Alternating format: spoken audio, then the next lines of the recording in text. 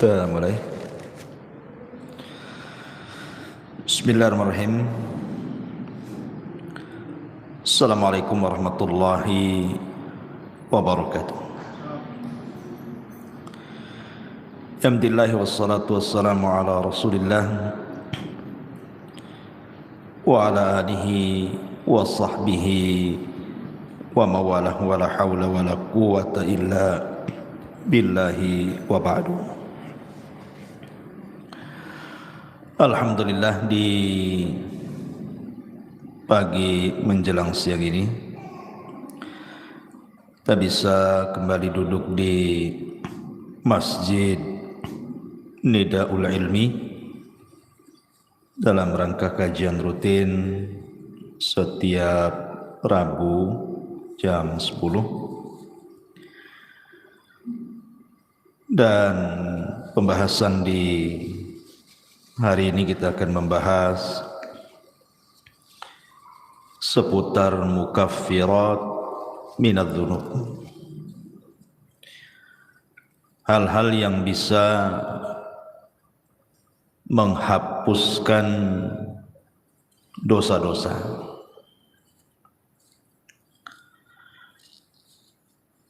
Tapi yang dimaksud di sini tentu tidak semua dosa,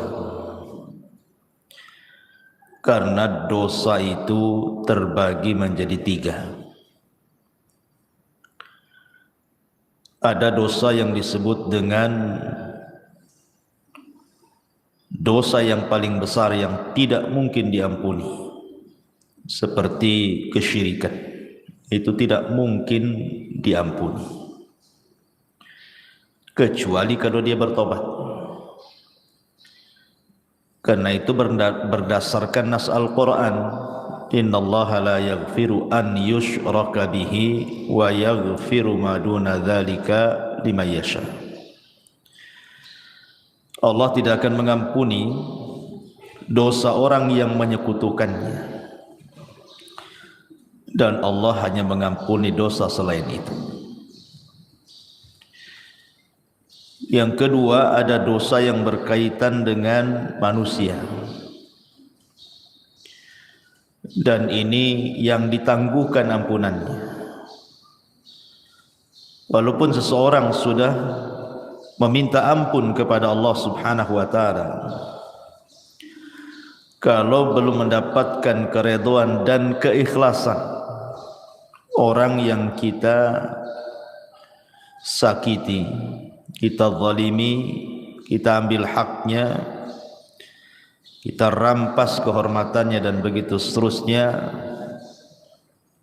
maka Allah Subhanahu wa taala tidak akan mengampuninya sampai ada kerelaan orang yang dizaliminya. Dan kalau dia sampai mati dan tidak kunjung pula mendapatkan kerelaannya, maka nanti akan terjadi qisas pada hari kiamat. Kemudian yang ketiga, inilah dosa antara kita dengan Allah Subhanahu wa taala. Inilah yang kita akan bahas, adalah dosa-dosa yang berkaitan kita dengan Allah Subhanahu wa taala selain syirik ataupun dosa yang berkaitan dengan orang lain. Banyak perkara-perkara sebenarnya yang hanya dengan melakukan amalan-amalan tertentu, maka Allah Subhanahu wa taala dengan sendirinya akan mengampuni dosa-dosa kita. Bahkan ada amalan-amalan itu yang kalau dilakukan itu, walaupun dosa kita sebanyak buih di lautan, maka Allah Subhanahu wa taala akan mengampuninya. Seperti apa contohnya? Nabi sallallahu alaihi wasallam bersabda dalam sebuah hadis,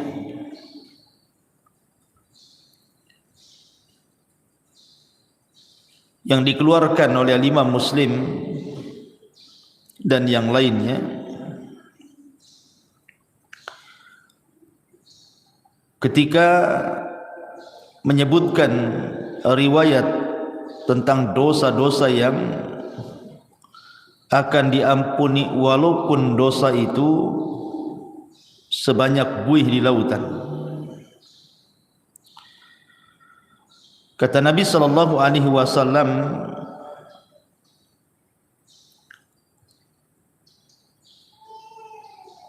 disebutkan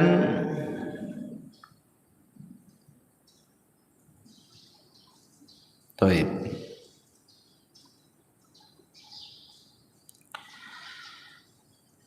Dari Himran dia mengatakan, falamma tawaddu'a Uthman qala wallahi la uhaddithannakum hadithan wallahi laula ayah fi kitabillahi ma haddathtukumuhu inni sami'tu Rasulullah sallallahu alaihi wasallam yaqul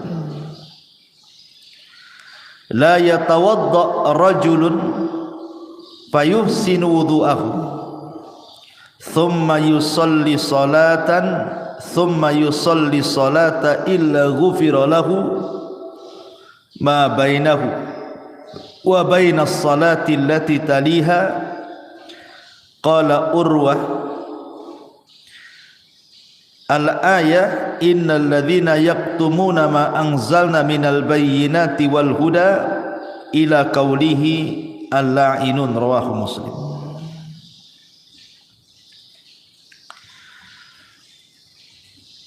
Dari Himran dia mengatakan,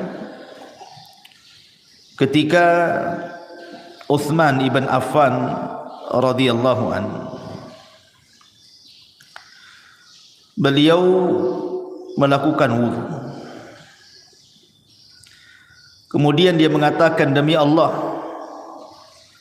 saya akan ceritakan kepada kalian sebuah hadis. Demi Allah, kalau bukan karena ayat dalam Al-Quran, tentu aku tidak akan ceritakan ini kepada kalian. Aku mendengar Nabi SAW bersabda, tidaklah seseorang berwudu kemudian memperbaiki wudunya, kemudian salat, maksudnya salat 2 rakaat wudu, kecuali akan diampuni antara dia dan jarak salat dia yang akan dilakukan setelahnya.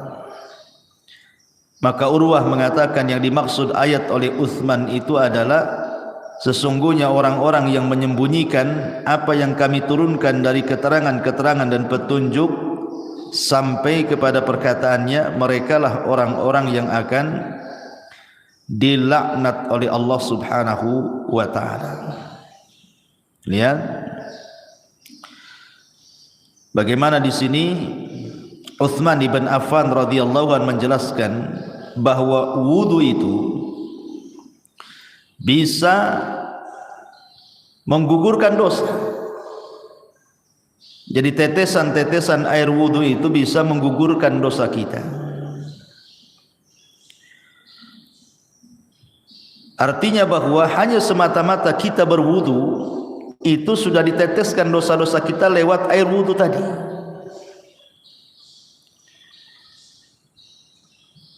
Bahkan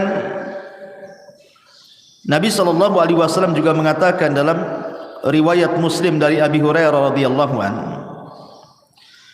man sabbahallaha fi duburi kulli salatin thalathan wa thalathin wa hamidallaha thalathan wa thalathin wa kabbarallaha thalathan wa thalathin fatilka tis'atan wa tis'un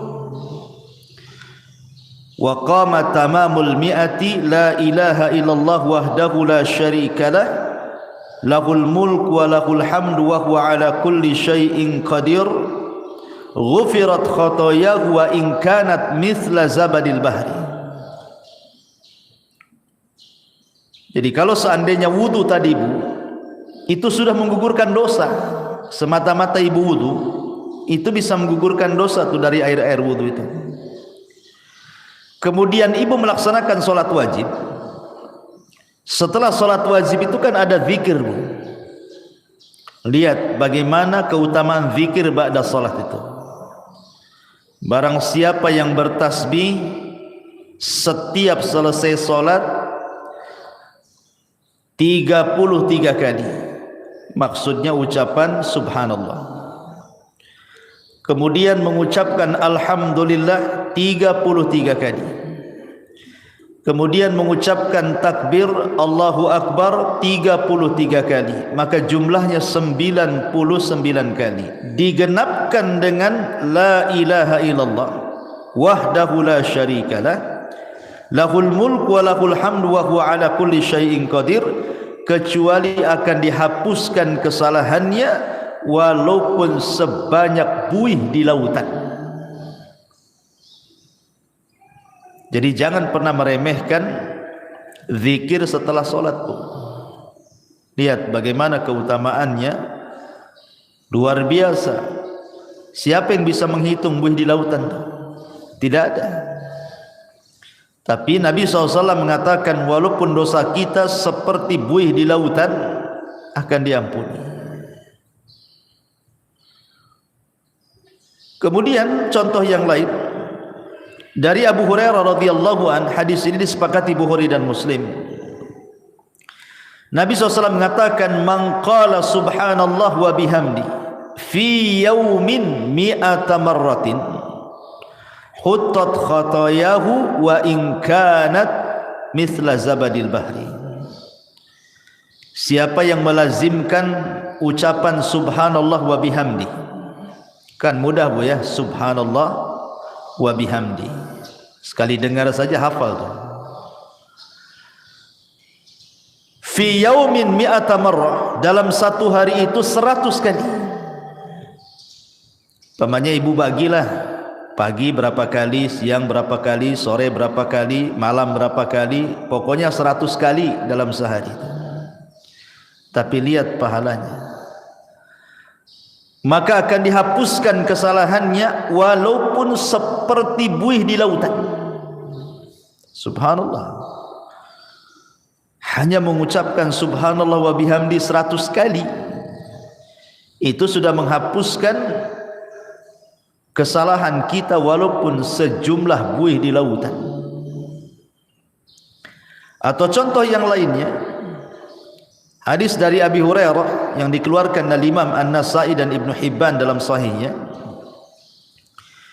man qala hina ya'wi ila firashihi la ilaha illallah wahdahu la syarikalah lahul mulk wa lahul hamdu wa huwa ala kulli syai'in qadir la haula wa la quwwata illa billahil aliyyil azim subhanallah walhamdulillah wa la ilaha illallah Allahu akbar ghufirat lahu dhunubuhu aw khatayahu wa in kanat mithla zabadil bahri.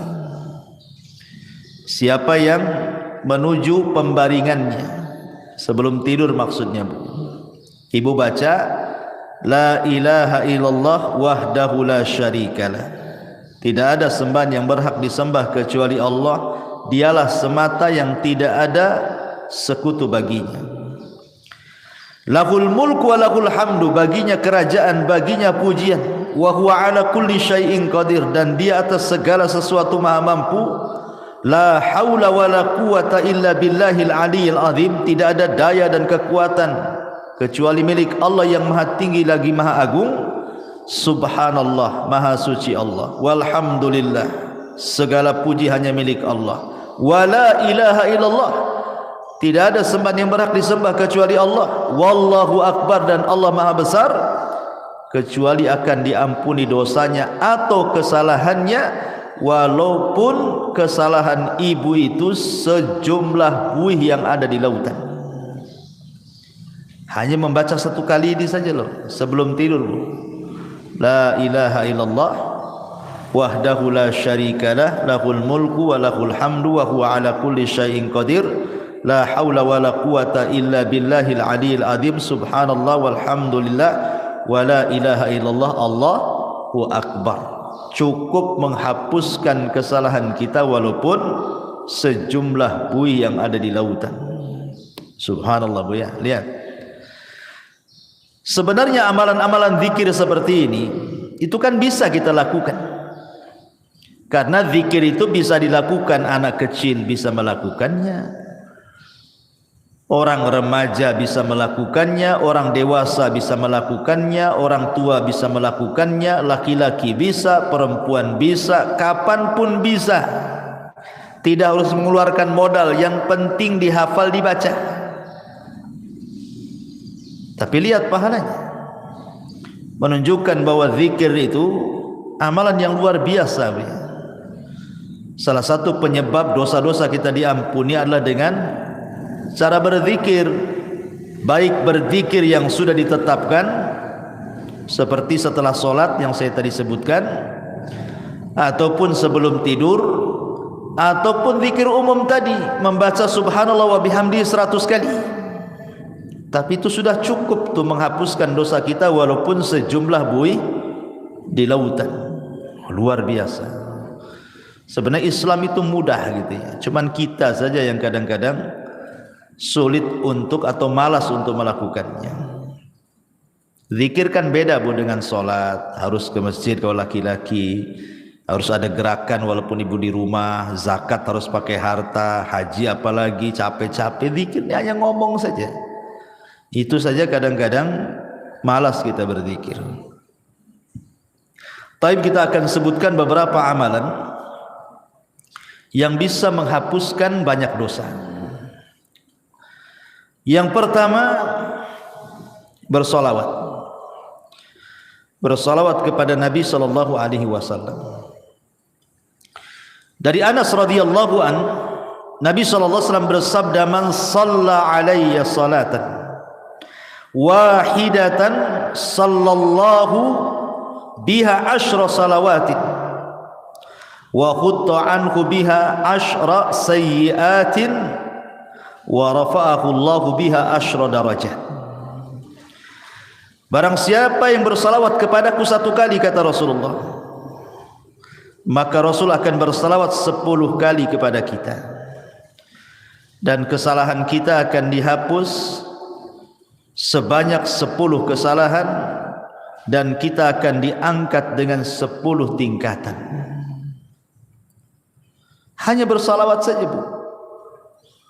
Allahumma salli ala Sayyidina Muhammad, hanya ngomong begitu, maka Allah akan utus malaikat membawa salawat kita menuju mana? Malaikat akan datang ke kuburan Nabi,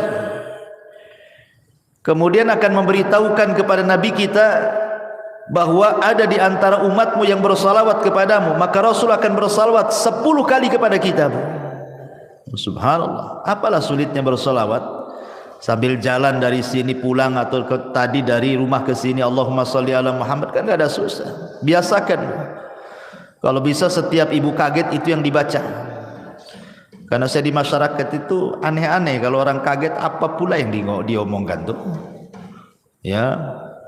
Bahkan saya punya kawan tuh, kalau kaget bilang jangkrik, kan sayang gitu. Kaget aja jangkrik katanya, ya Allah kan. Apa susahnya Allahumma sholli ala Muhammad daripada jangkrik yang disebut? Ya, jadi salawat itu 1 kali sudah menghapuskan 10 kesalahan dari kita, mengangkat lagi 10 derajat dari kita. Rasul pula bersalawat 10 kali kepada kita. Ini yang pertama. Yang kedua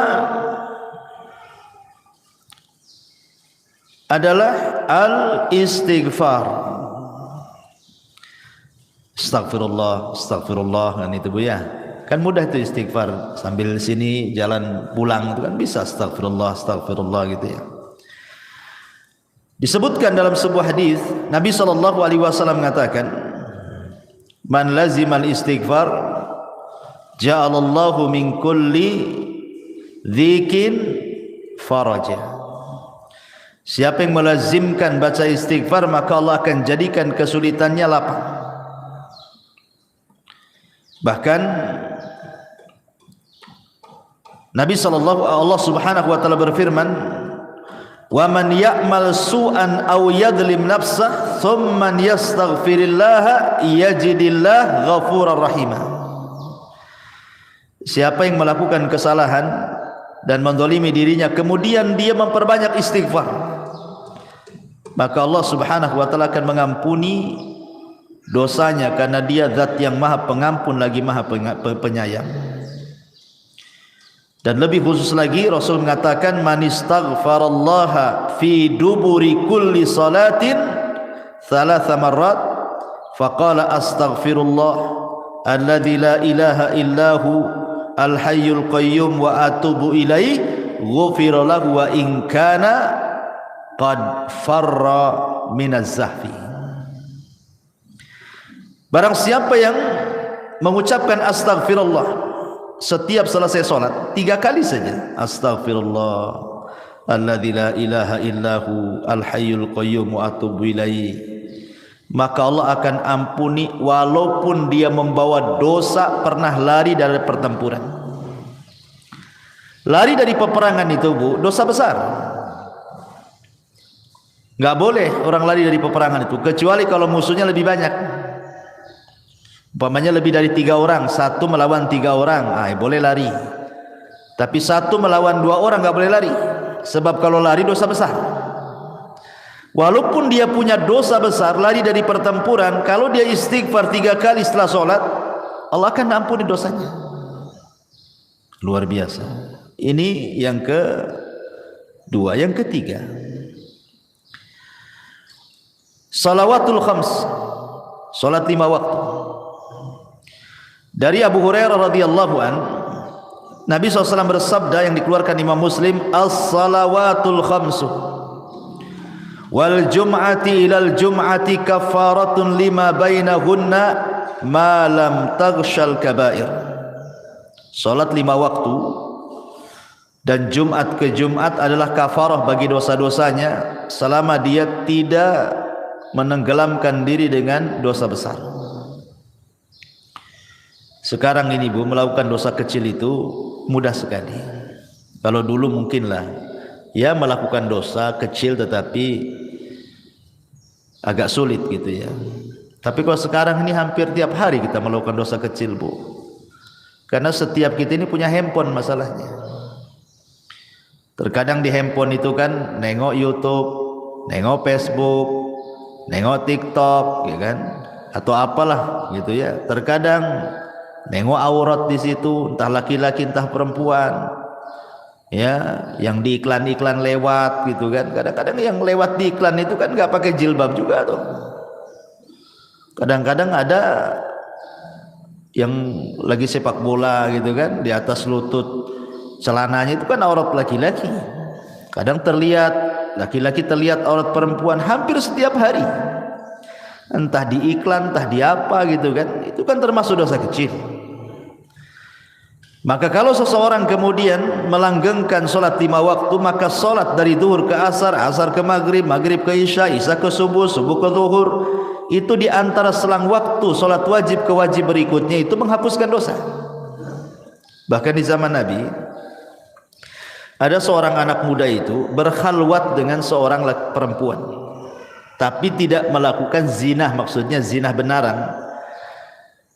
Hanya mungkin ya pegang-pegang, peluk-peluk, cium-cium gitu saja kan. Tapi tidak sampai zina besar. Tapi di mata para sahabat, dosa yang seperti itu sudah dianggap dosa besar itu. Nyesel dia. Datang dia kepada Nabi. Rasul, saya sudah melakukan dosa besar katanya. Kenapa? Kata Rasul, tadi saya berkhalwat dengan seorang perempuan begini, tapi tidak sampai melakukan zina besar, hanya berkhalwat saja. Kata Nabi SAW, hal sallaital asra ma'iya jama'atan, apakah tadi engkau solat asar bersamaku jamaah? Kata anak muda ini, ya wahai Rasul. Apa kata Rasul? Idhab faqad ghafarallahu lak, pergi kamu, Allah sudah ampuni dosamu. Kenapa? Karena Allah mengatakan innal hasanat yudhibna sayyi'at, bahwa kebaikan-kebaikan itu bisa menghapuskan keburukan. Baik, selanjutnya apa lagi? Sedekah. Dalam sebuah hadis yang dikeluarkan ataupun dari sahabat Hudzaifah bin Yaman, ketika Umar bin Khattab radhiyallahu an menanyakan kepada Hudzaifah soal fitnah yang akan terjadi di akhir zaman, maka kemudian adalah yang kemudian Hudzaifah bin Yaman mengatakan, ana sami'tuhu yaqul, aku mendengar Nabi SAW bersabda, kata Hudzaifah, fitnatur rajuli fi ahlihi wa malihi wa jarihi tukaffiruha as-salatu was-siyamu was-sadaqah. Fitnah seseorang dari keluarganya, dari hartanya, dari tetangganya itu bisa digugurkan dengan salat, puasa dan sedekah. Jadi sedekah juga bisa menggugurkan dosa. Bahkan kalau seandainya sedekah itu dilakukan secara sirriyah, tidak terang-terangan, Bu, yang tahu hanya ibu dengan Allah Subhanahu wa taala saja. Gimana caranya Ustaz sedekah sirriyah itu? Oh gampang, sekarang kan di handphone itu sudah banyak tuh program SMS banking itu, Bu, ya. Kirim saja lewat SMS banking, kemudian coret namanya, kan gak nampak tuh pengirimnya, dicoret, kan tidak ada yang tahu siapa pengirimnya. Sudah gitu saja, tinggal konfirmasi. Ya, jangan dikasih tahu konfirmasinya. Kalau udah tahu nomornya, tahu pula dia, kan pakai nomor lain. Ya, jadi orang tak tahu yang dari sumbangan tuh. Makanya Nabi SAW mengatakan, sadaqatus sir tudfi'u ghadaba rabb. Bahwa sedekah yang tidak terang-terangan itu bisa menghilangkan kemurkaan Allah Subhanahu wa taala. Bahkan dalam riwayat, tudfi'ul khati'ah kama yudfi'ul ma'un nar, bisa menghilangkan kesalahan seperti api bisa dipadamkan dengan air. Rawahu Tirmidzi. Jadi sedekah juga bisa menggugurkan dosa. Kemudian apalagi intidharus shalah. Intidharus shalah, menunggu waktu salat. Rindu rasanya ibu itu di rumah itu, kapan duhur kok lama kali ya, katanya. Nanti sudah sholat duhur, kapan asar ini kok lama kali. Habis asar, aduh kapan nih maghrib ini kok lama kali. Ini terbalik, aduh udah duhur lagi katanya. Nanti asar, cepat kali waktu ini, baru tadi itu sudah asar. Itu sholat jadi beban bagi dia tuh kalau ngomong kayak gitu tuh. Tapi kalau orang rindu menunggu sholat dan ingin sholat kembali, maka Nabi SAW mengatakan, isbagul wudu fil makari wa i'malul aqdam ilal masajid wa intidharus salati ba'das salah yughassilul khataya ghuslan.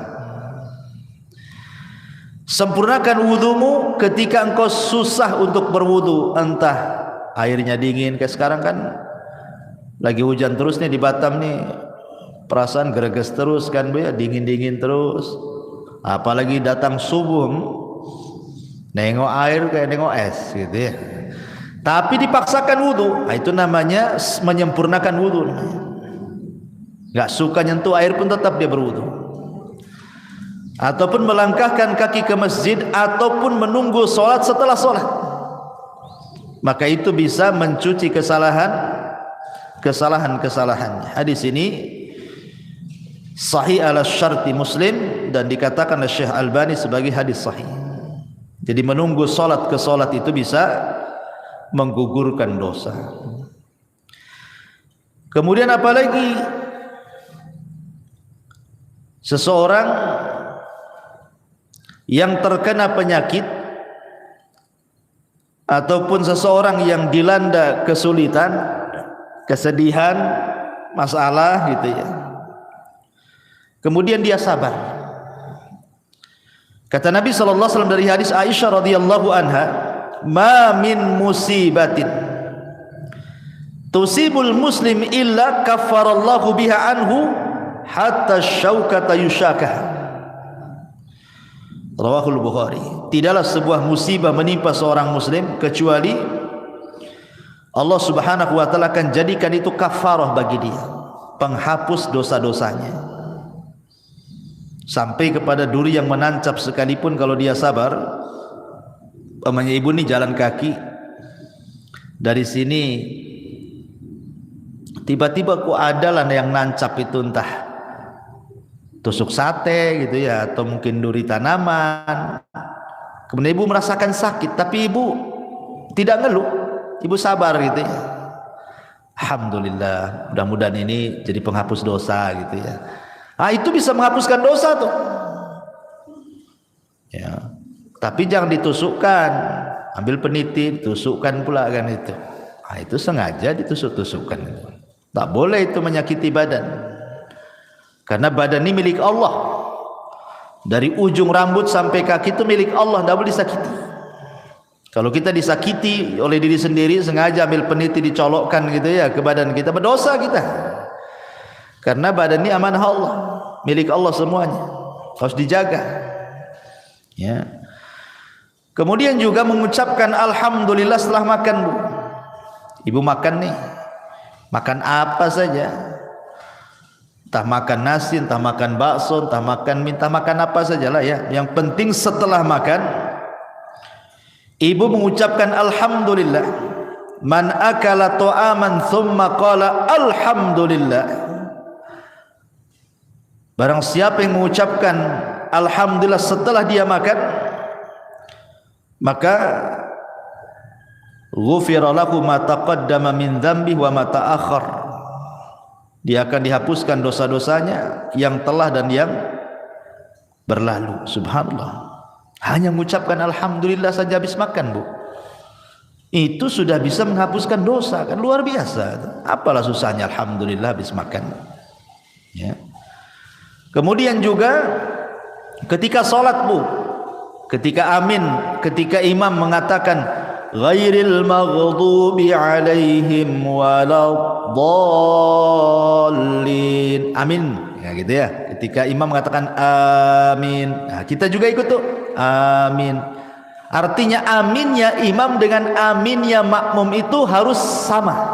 Jangan imam dulu baru makmum, tidak. Dengar imam waladzalin saja, langsung ibu amin. Jadi aminnya ibu dengan aminnya imam itu sama. Maka kata Nabi sallallahu alaihi wasallam, "Idza ammanal imam fa aminu fa innahu man wafaqa ta'minahu ta'minal malaikati ghufira lahu ma taqaddama min dzambi." Lihat, apabila imam mengucapkan amin, maka aminlah. Maka barang siapa yang cocok antara aminnya ia dengan aminnya makmum, setara gitu ya, sama-sama, kemudian bertepatan pula dengan aminnya malaikat, maka akan diampuni dosa-dosanya. Coba ngucapin amin saja loh, diampuni dosanya, luar biasa ya. Tapi yang benar, jangan kayak anak-anak amin yang kayak gitu ya. Jadi harus ada wazannya amin itu. Amin itu dibaca dua wazan, Bu. Bisa menggunakan wazan fa'ilun ya, atau fa'ilun, dibaca amin atau amin. Nah, dua bacaan, Bu. Amin itu dua bacaan, ala wazni fa'ilun atau fa'ilun gitu ya. Bisa dibaca amin ataupun amin. Nah, dua-duanya boleh. Karena arti amin itu artinya ya Allah kabulkan doaku. Allahumma istajibli, itu arti amin itu. Jadi jangan main-main dengan amin itu, karena amin itu meminta kepada Allah agar doa kita dikabulkan dalam sholat. Kemudian juga contoh amalan yang lain adalah al-masyu ilal masajid, melangkah ke masjid. Itu pun termasuk yang bisa menggugurkan dosa. Seperti hadis yang tadi saya baca, isbagul wudu alal makarih wa kathratul khuta ila al masajid ghufira lahu ma taqaddama min dhanbi. Kemudian juga yang selanjutnya, bagi laki-laki al-muhafadzati ala salatil jum'ah, yang menjaga salat Jumat. Karena Rasul mengatakan al-jum'atu ila al-jum'ati kafaratun lima bainahuma. Subhanallah. Jadi kalau seorang laki-laki melaksanakan Jumat nih, pemain Jumat ini, betul-betul dia melaksanakan Jumat. Kemudian nanti ketemu Jumat minggu depan tuh Bu, antara Jumat sekarang dengan Jumat minggu depan itu dosa kita sudah diampuni tuh. Ya, makanya ibu dorong suami itu jangan malas-malas ke masjid untuk sholat Jumat kalau datang Jumatan itu. Cepatlah bang ke masjid biar dapat unta. Nanti kalau terakhir nggak dapat tuh telur ayam pun tidak dapat gitu ya. Kemudian juga yang bisa menghapuskan dosa adalah kafaratul majlis Bu. Ingat ibu ya, kafaratul majlis itu penting Bu. Ibu umpamanya datang ke arisan atau mungkin datang ke kondangan, atau ibu main ke rumah kawan, entah berdua, entah bertiga, entah berempat, ngobrol lah ibu di situ sambil makan rujak, ya kan? Nanti Bu setelah pulang Bu, setelah selesai mau balik nih Bu ya, jangan lupa Bu baca kafaratul majlis. Subhanakallahumma bihamdika asyhadu an la ilaha illa anta astaghfiruka wa atubu ilaih. Kata kawannya, kayak ustad aja katanya, ini habis ngaji ya. Bukan kafaratul majlis, bukan penutup kajian. Kafaratul majlis itu penutup majlis. Kenapa Bu disarankan membaca kafaratul majlis? Yang namanya orang ngobrol bertiga, berempat, apalagi orang rame Bu, terkadang adalah yang keseleo ngomong tuh, entah keseleo akhirnya bicarakan orang, entah terlalu kasar nyinggung orang yang ada di situ. Coba bayangkan, coba ibu datang ke rumah kawan tak ada dosa, tahu-tahu ngobrol di situ jadi punya dosa. Akhirnya apa? Gibain orang, atau mungkin tersinggunglah orang yang ada di situ dengan ucapan ibu gitu ya, atau dengan intonasi ibu disangka ibu marah, jadi orang nggak enak kan. Nah, supaya hilang dosa-dosa di majelis itu Bu, pulang tak bawa dosa, berangkat tak bawa dosa, gitu maksudnya. Supaya pulang pergi itu betul-betul tak bawa dosa. Jangan pula berangkat tak bawa dosa, pulang pula bawa dosa. Nah, itu pentingnya kafaratul majlis. Kemudian juga ibu kalau dengar azan Bu, kan di situ apa namanya, ada doa. Ya, doa apabila ibu mendengar suara muazzin. Kata Nabi SAW, biasakan kalau umpamanya ibu kan setelah membaca, kata Rasul kalau muazzin bilang Allahu Akbar ya kita Allahu Akbar kan itu ya, sampai kepada hayya ala taini ya, hayya ala shalah ya al falah, kan tidak sama tuh jawabannya. Ibu membaca la haula wala quwata illa billah, habis itu kemudian membaca doa azan kan, Allahumma rabb hadhihi da'wati tamah sampai selesai. Selepas itu ibu membaca asyhadu an la ilaha illallah wahdahu la syarikalah wa anna muhammadan abduhu wa rasuluhu raditu billahi rabbah wa bi muhammadin rasulah wa bil islami dina ghufira lahu min dzambihi. Kalau ibu membaca selepas mendengar azan asyhadu an la ilaha illallah wahdahu la syarikalah wa anna muhammadan abduhu wa rasuluh raditu billahi rabba wa bi muhammadin nabiyya atau rasula wa bil islami dina, maka akan diampuni dosa-dosanya. Coba hanya ngomong begitu saja diampuni dosa-dosanya ya. Kemudian juga at-tasamuh wal af, at-tasamuh wal af, memaafkan orang dan berlapang dada dari orang. Karena dalam sebuah ayat surah Al-Imran ayat 133 sampai 34, 134 Allah mengatakan, wasari'u ila maghfiratin min rabbikum wa jannatin arduhas samawati wal ardu uiddat lil muttaqin. Bersegeralah kalian kepada keampunan Rabb kalian, karena sorga seluas langit dan bumi diperuntukkan untuk orang-orang yang bertakwa. Siapa orang yang bertakwa di sini? Alladzina yunfiquna fis sarra'i wadh dharra wal kadhiminal ghaid wal afina 'anil nas wallahu yuhibbul muhsinin. Orang yang bertakwa yang disediakan sorga seluas langit dan bumi itu, yang akan mendapatkan ampunan itu adalah orang-orang yang berinfak baik dalam kondisi senang ataupun susah, dan orang-orang yang menahan emosi dan mudah memaafkan manusia. Tahan emosi, kalau lagi marah tahan, itu bisa menghapuskan dosa, Bu. Jadi kalau ada orang yang nyakiti ibu, tiba-tiba ibu dimarahi orang, digibai orang, ya ibu manusiawi kan, pasti mau marah kan itu. Tapi ibu tahan-tahan marahnya.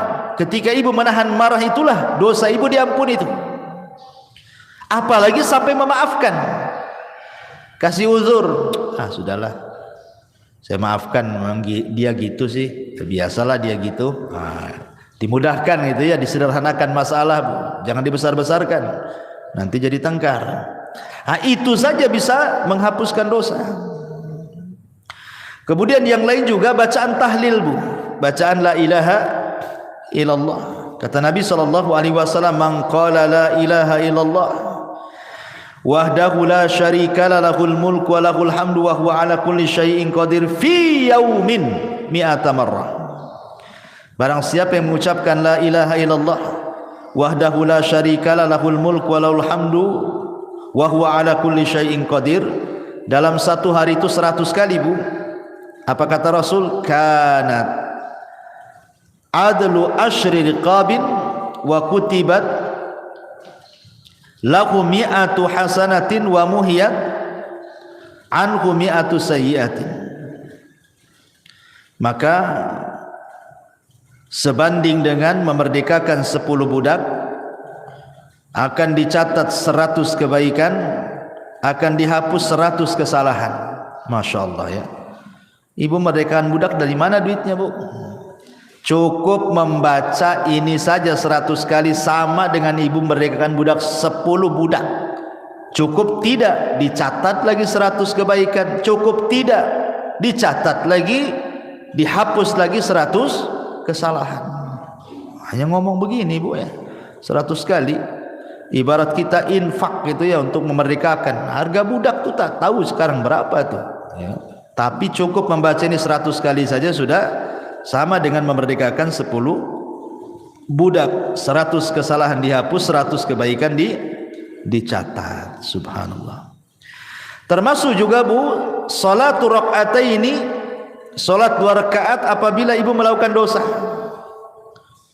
Ibu habis gibah nih di tetangga nih, lama pula gibahnya setengah hari, baru balik, aduh mak, tadi saya sudah gibai orang nih, nantilah, langsung ibu telepon sama yang digibai itu, saya minta maaf loh, tadi saya yang gibai anti loh, minta maaf ya. Habis itu ngomong sama kawan-kawan yang satu majelis tuh, saya nggak ikut-ikut loh katanya. Nah, ibu langsung sholat 2 rakaat tuh, sholat tobat namanya ya.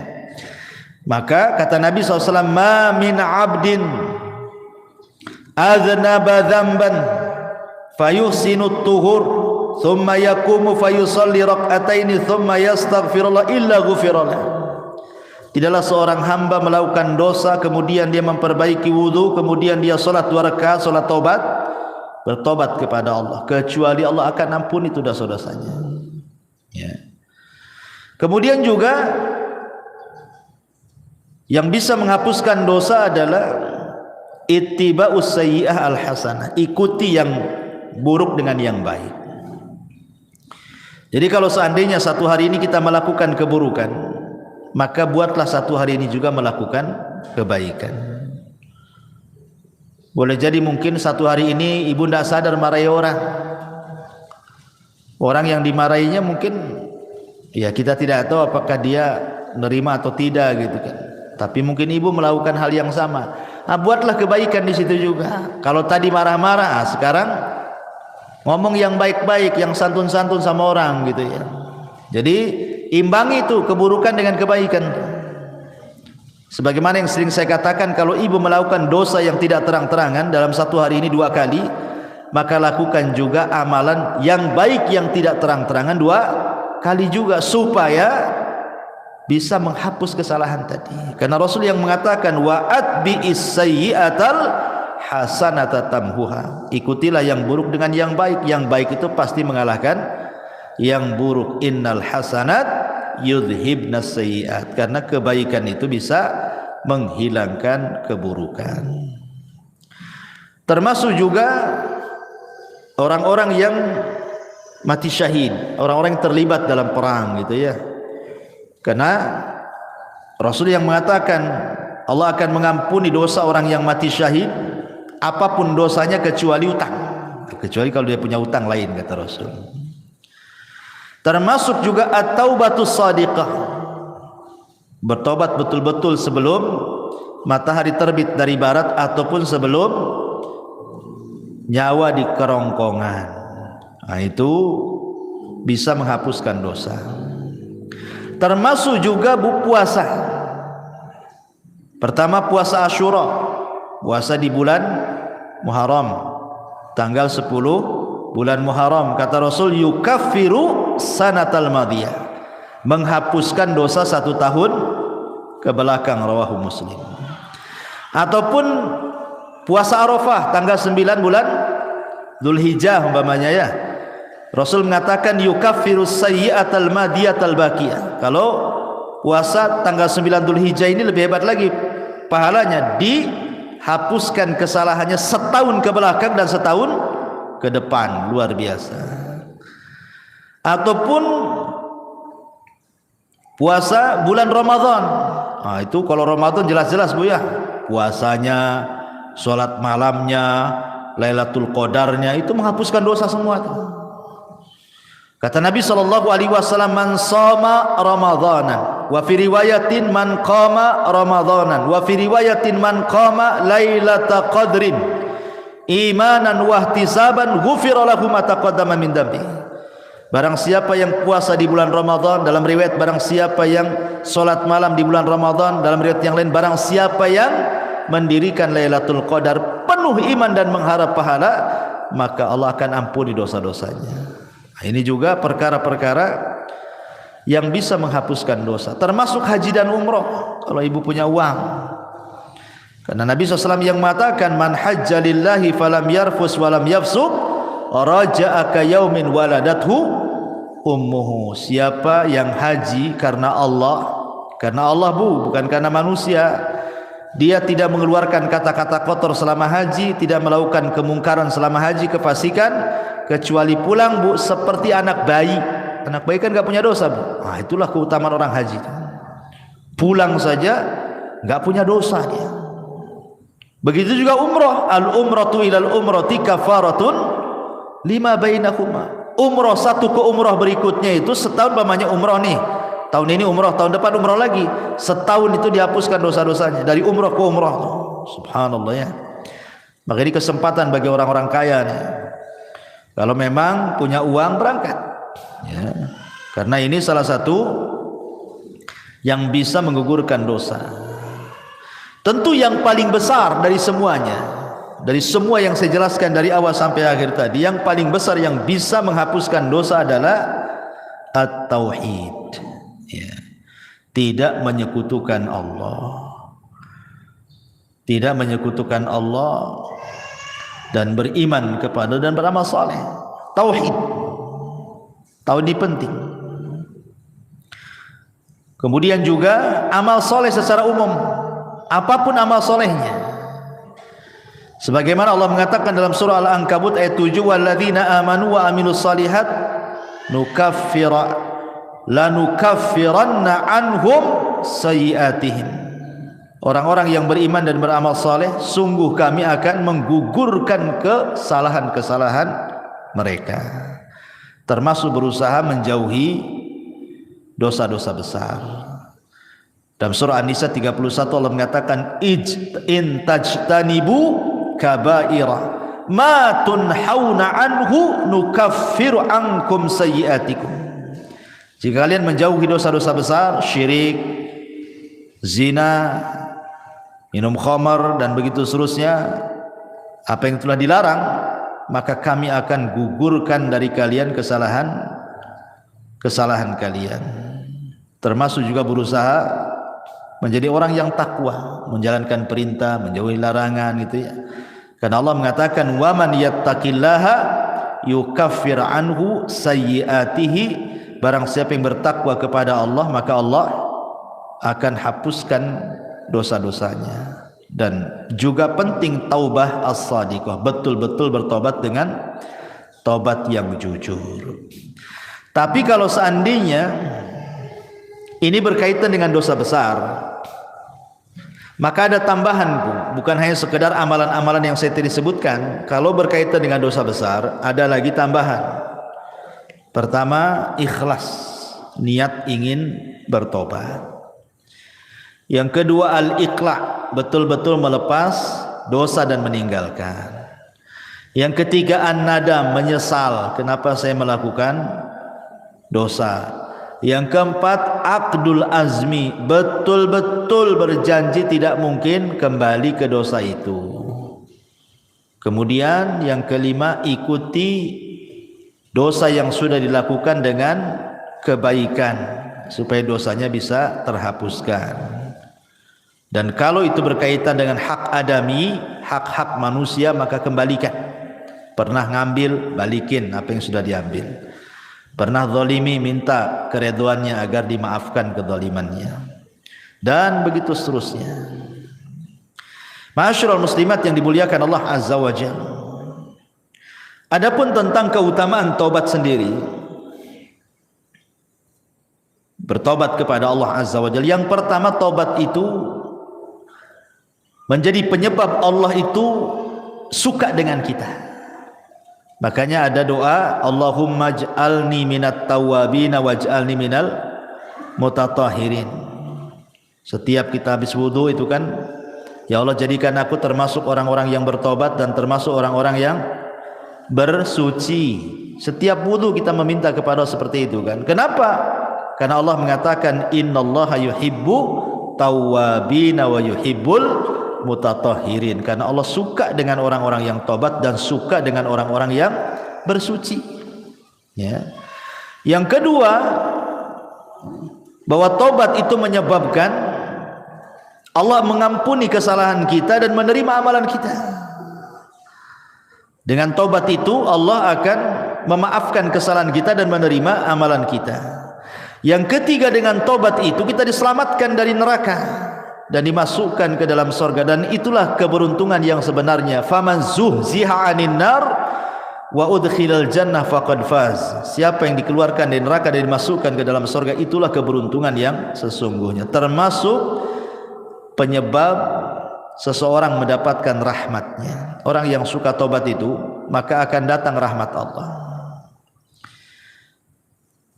Karena Allah mengatakan, Allah itu lebih senang dengan tobatnya seorang hamba dibandingkan seseorang yang safar ke padang pasir bawa unta dan semua perbekalannya di atas unta.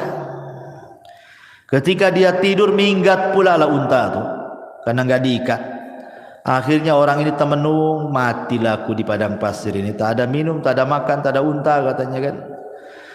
Akhirnya dia cari sana sini nggak ketemu, sudah pasrah dia mau mati di padang pasir. Akhirnya dia pun tertidur.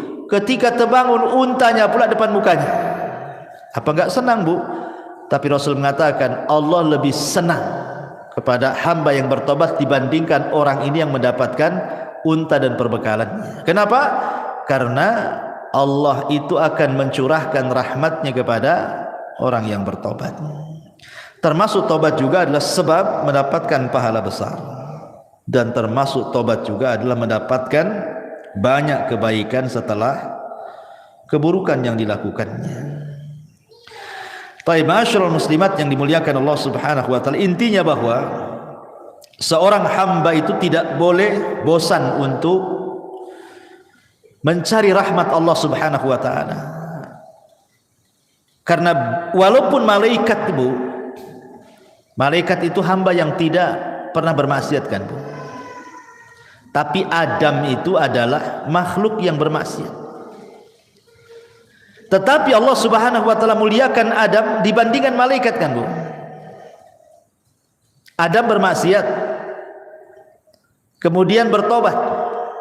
Malaikat bertobat terus, tak pernah maksiat. Tapi Allah muliakan Adam. Kenapa? Perhatikan hadis Nabi sallallahu alaihi wasallam.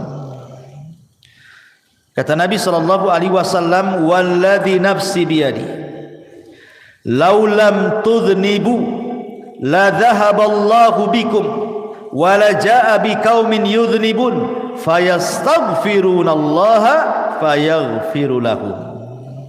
Demi zat yang jiwaku di tangannya, kata Rasul, seandainya kalian tidak melakukan dosa seperti malaikat, anggaplah kalian seperti malaikat, tidak punya dosa, tidak pernah melakukan dosa, tentu Allah akan binasakan kalian semua, dan akan didatangkan sebuah kaum yang berdosa kemudian minta ampun kepada Allah, Allah pun ampuni dia. Kenapa? Karena Allah suka dengan orang yang bertobat. Lah macam mana orang bertobat kalau tak punya dosa? Kan bertobat tuh karena punya dosa, kemudian dia bertobat. Allah suka tuh dengan orang yang bertobat. Tapi jangan disengaja buat dosa, nanti tak sempat pula bertobat. Ya. Jadi maksudnya di sini adalah lihat bagaimana keutamaan orang yang bertobat kan. Karena memang Allah Subhanahu wa taala sudah memang melekatkan kepada anak Adam itu pasti berbuat dosa. Kullu bani Adam khata'un wa khairul khata'in at-tawwabun, kan itu. Setiap anak Adam itu pasti dosa. Pasti melakukan dosa. Kalau ada ibu yang mengatakan saya tidak pernah berbuat dosa, kadzabti, dusta ibu ini. Dustakan orang yang mengatakan saya tidak pernah berbuat dosa. Karena dosa itu macam-macam. Tetapi sebaik-baik orang yang melakukan dosa, tobat. Ya, bertobat kepada Allah Subhanahu wa taala. Ma'asyiral muslimat yang dimuliakan Allah Azza wa Jalla, yang jelas bahwa ingat, sebesar apapun dosa kita, walaupun sampai membumbung ke langit sekalipun, sampai ke awan lah dosa kita itu saking banyaknya. Kalau kita datang betul-betul menghadap Allah ingin bertobat, apa dalam hadis qudsi itu? Allah katakan, "Ya ibadi, lau dhunubuka ananas sama thumma astaghfartani ghafartu laka ala ma kana minka wala ubali." Hei anak Adam, sekalipun dosamu melambung sampai ke langit, kata Allah, tapi kau datang kepadaku dengan ikhlas ingin bertobat, ku ampuni, aku enggak peduli, kata Allah. Lihat bagaimana luasnya rahmat Allah Subhanahu wa taala. Sampai Amr bin As ini kan Bu, seorang sahabat. Dia baru masuk Islam setelah 20 tahun. Dia sama dengan Khalid bin Walid tuh, 20 tahun baru masuk Islam. Setelah lewat Islam 20 tahun baru masuk Islam tuh. Khalid bin Walid, Amr bin As, dan ada satu kawannya itu, 3 orang. Khalid bin Walid langsung masuk Islam, berbaiat kepada Rasul. Amr bin As pula ragu-ragu. Kata Rasul, "Kenapa kau ragu-ragu, hai Amr? Apakah kau ragu-ragu dengan agamaku?" Kata Rasul, kata Amr, "Bukan itu wahai Rasul. Aku ingin masuk Islam tapi ada syaratnya," kata Amr gitu. Kata Rasul, "Apa syaratnya?" "Begini Rasul, kau tahu apa yang sudah kulakukan kepadamu dan sahabatmu. Sampai ketika kaum muslimin hijrah ke Habasyah juga, Amr bin As yang melobi Najasyi untuk memulangkan. Kau sudah tahu dosaku banyak wahai Rasul. Saya siap masuk Islam. Pertanyaannya, aku minta syarat." Kata Rasul, "Apa syaratnya?" "Seandainya aku masuk Islam, maukah kau berdoa kepada Allah agar dosa-dosa yang selama ini kulakukan kepadamu dan sahabat-sahabatmu Allah ampuni?" Rasul pun tersenyum dan mengatakan, "Ya Amr, innal Islam yahjubu ma qabla." Amr, Islam itu menghapuskan dosa-dosa sebelum Islam. Sebagaimana taubat itu tahjubu ma qabla, menghapuskan dosa-dosa sebelum taubat. Artinya nikmat Allah, rahmat Allah itu luas. Di zaman Bani Israel ada 99 orang dibantai oleh preman. Tapi dapat hidayah, preman ini ingin bertaubat. Datang dia kepada seorang rahib, jahil pula rahib ini.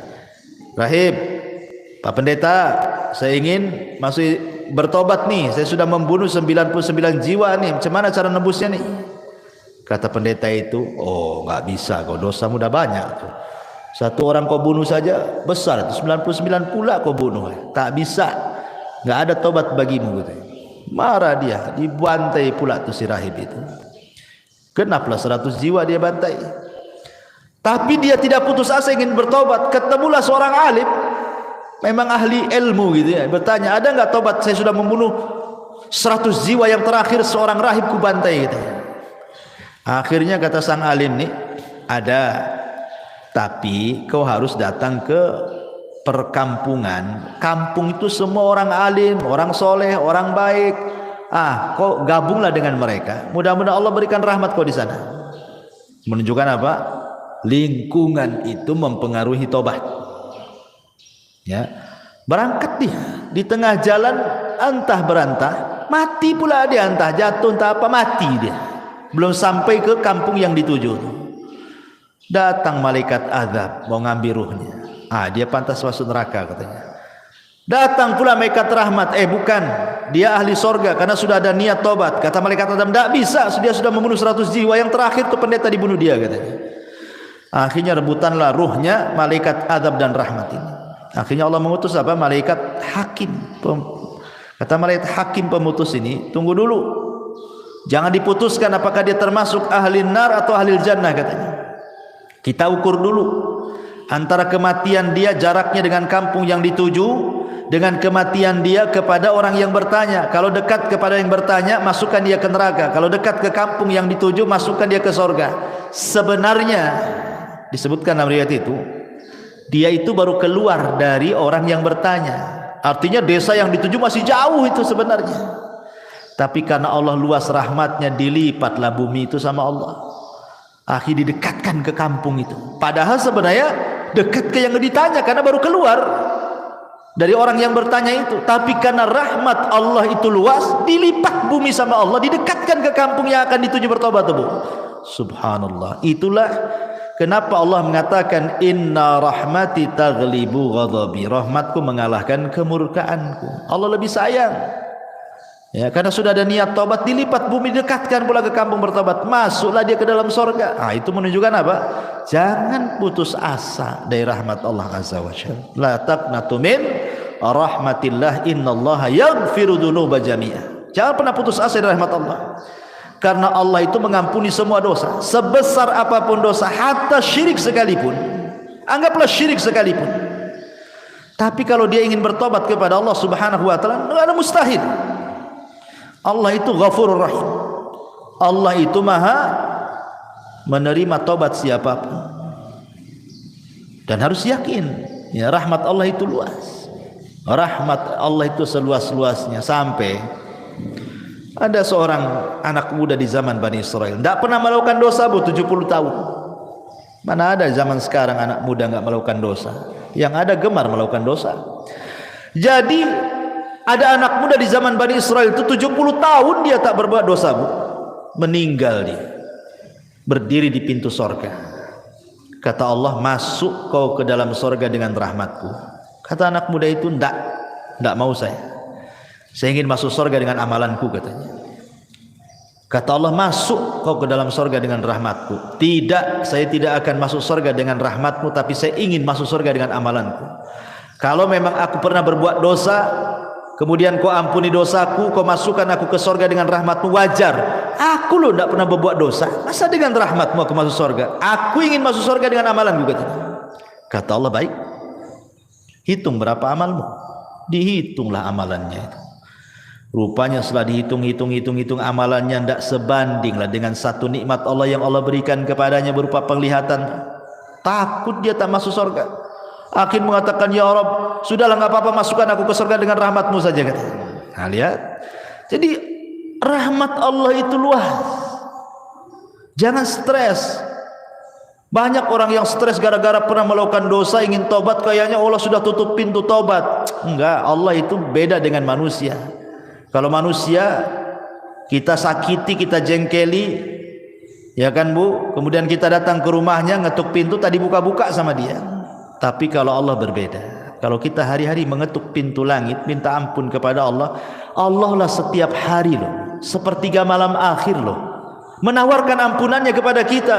Hei hamba-hambaku, kata Allah, man yad'uni fa astajibalah, wa man yas'aluni fa u'tiyah, wa man yastaghfiruni fa aghfirullah. Siapa yang berdoa aku kabulkan, siapa yang minta aku kasih, siapa yang minta ampun ku ampuni. Tiap malam, Tiap sepertiga malam Allah mengatakan seperti itu. Ada kesempatan setiap hari.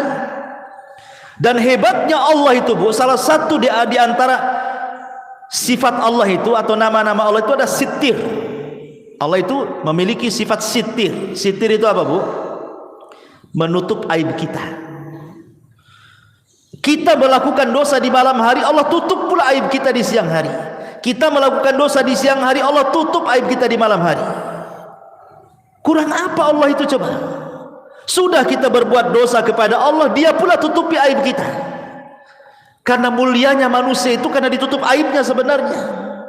Coba kalau seandainya orang itu dibongkar aibnya, Bu, nggak ada orang menghormati orang itu, pasti meletakkan pasir semua di atas kepalanya. Imam Ahmad saja ngomong begitu. Ketika murid-muridnya datang kepada Imam Ahmad lagi belanja tuh di pasar tuh. Kata murid-muridnya, "Ya Imam, biar kami bawa barang-barangmu ke rumah. Kau jalan kaki saja. Kau kan guru kami," katanya. Kata Imam Ahmad, "Enak saja kau ini," katanya. "Kau kan nggak tahu aibku saja," kata Imam Ahmad. "Kalau kau tahu aibku, Allah bongkar aibku, pasti kau letakkan pasir di atas kepalaku. Aku dihormati itu karena Allah tutup aibku," katanya.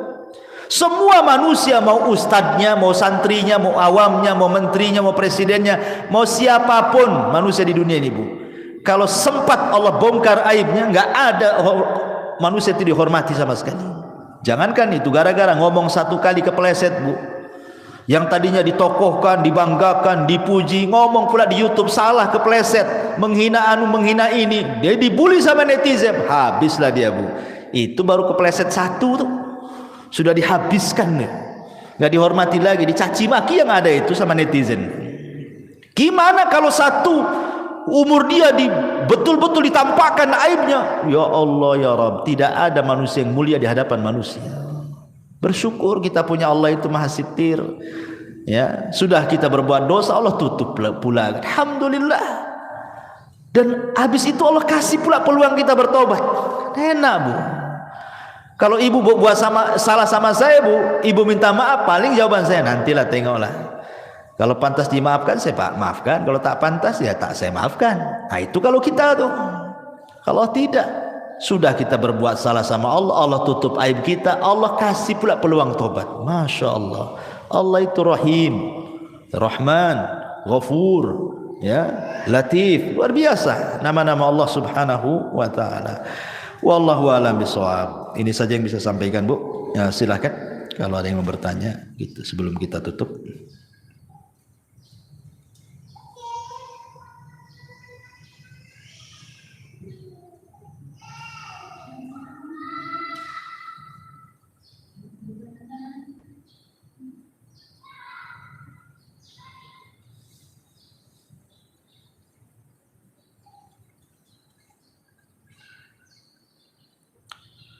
Alhamdulillah, belum ada yang bertanya.